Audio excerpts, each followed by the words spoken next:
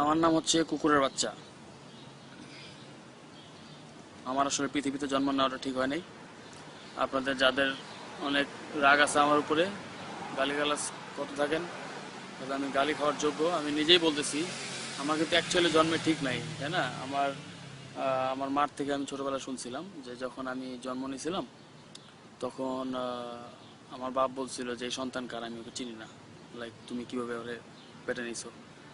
তো তখন আমার মা ডাক্তারখানে যা বলছিল যে ডাক্তার, ও তো আমার সন্তান, আমি জানি, এবং ওরই সন্তান।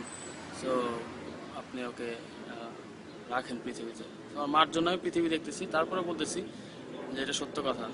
যেহেতু যাহার ওটে কিছু হলো পটে, so আমি হচ্ছে একটা কুকুরের বাচ্চা। আমার বাপকে আসলে আমি জানি না। না, আজকে বাই বাই।